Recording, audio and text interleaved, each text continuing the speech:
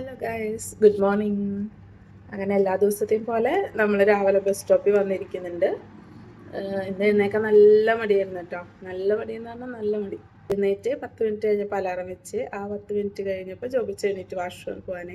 അപ്പോൾ പിന്നെ ഉറങ്ങിപ്പോയാലും വിളിക്കുന്ന ഉറപ്പുള്ള കാരണം ഞാൻ പിന്നെയും കിടന്നു തുടങ്ങി ആ ഒരു കുറച്ച് ചെറിയ ഗ്യാപ്പിൽ.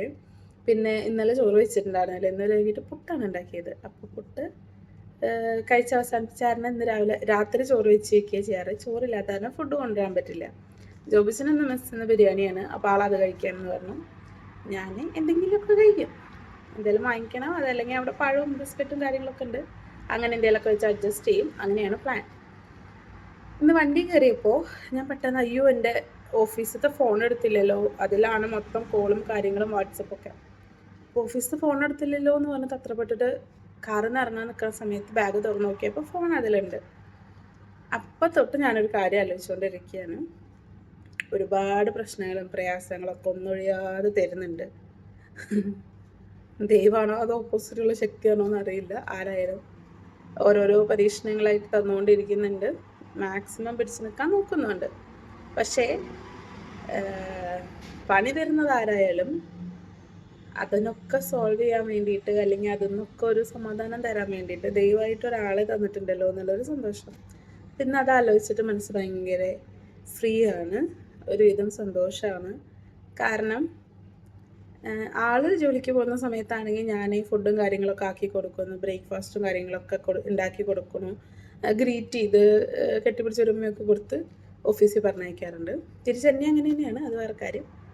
ആ സമയത്ത് ഇറങ്ങണ സമയത്ത് ഞാൻ ജസ്റ്റ് ചോദിക്കും, എന്തെന്ന് ഫോൺ എടുത്തില്ലേ, ഫോണും പേഴ്സൊക്കെ എടുത്തില്ലേ, കീ എടുത്തില്ലേ, ഗേറ്റ് തുറക്കാനുള്ള കീ എടുത്തില്ലേ എന്നൊക്കെ ചോദിക്കും. അത്രയേ ഉള്ളൂ.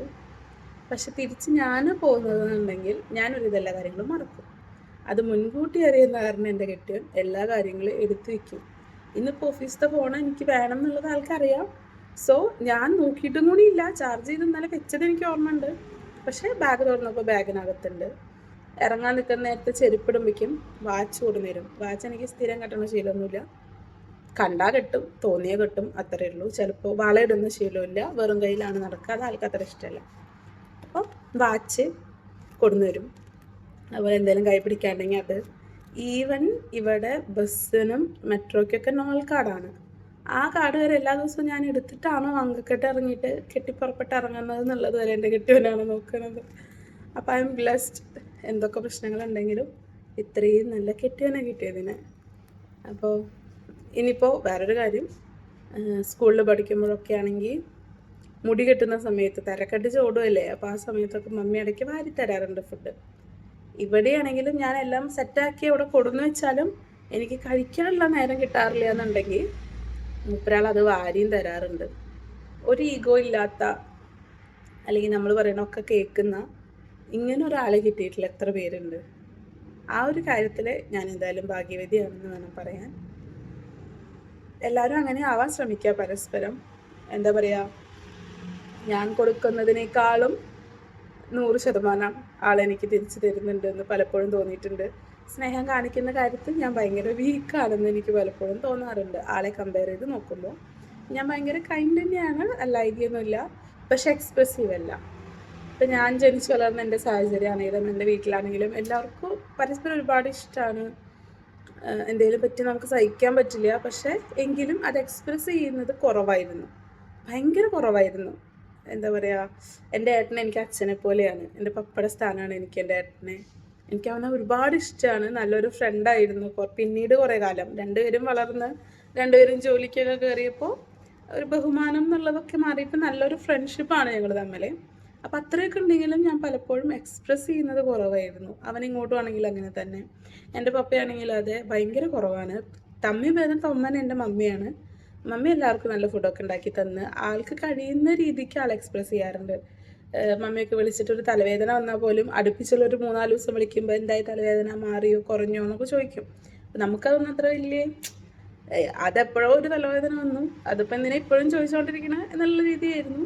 പിന്നെ ചോദിക്കാനും ഉത്തരം പറയും. അങ്ങനെ ചോദിക്കാൻ ഒരാളെ കിട്ടുക എന്നുള്ളത് ഭാഗ്യമാണല്ലോ.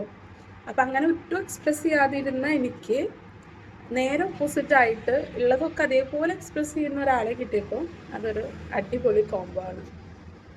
അപ്പോൾ എന്നെപ്പോലെ ആരെങ്കിലുമൊക്കെ സ്നേഹം എക്സ്പ്രസ് ചെയ്യാതിരിക്കുന്നവരാണെങ്കിൽ കൈൻഡ്ലി എക്സ്പ്രസ് യുവർ ലവ്. അവരും അത് ആഗ്രഹിക്കുന്നുണ്ട് അല്ലേ? ആഗ്രഹിക്കില്ല, അവരും അത് അർഹിക്കുന്നുണ്ട് നമ്മുടെ തിരിച്ചു കിട്ടാൻ വേണ്ടിയിട്ട്. ഞാനിപ്പോൾ ഒരുപാട് മാറി. ആളെ കണ്ടിട്ട് ഞാനൊരു 80% എൻ്റെ ക്യാരക്ടറൊക്കെ ചേഞ്ച് ആയിട്ടുണ്ട്. പെട്ടെന്ന് ദേഷ്യം വരലും കാര്യങ്ങളൊക്കെ കുറഞ്ഞിട്ടുണ്ട്, എക്സ്പ്രസീവ് ആയി തുടങ്ങിയിട്ടുണ്ട്. പക്ഷെ എന്നാലും ആളുടെ അത്ര എത്തിയിട്ടില്ല. അപ്പോൾ ഈ ഒരു മെസ്സേജ് തരണം എന്ന് തോന്നി. Express your love. നിങ്ങളുടെ ലവ്ഡ് വൺസിൻ്റെ അടുത്ത് എന്താ പറയുക, നിങ്ങൾ നിങ്ങളായിട്ടിരിക്കാൻ ശ്രമിക്കുക. ബൈ.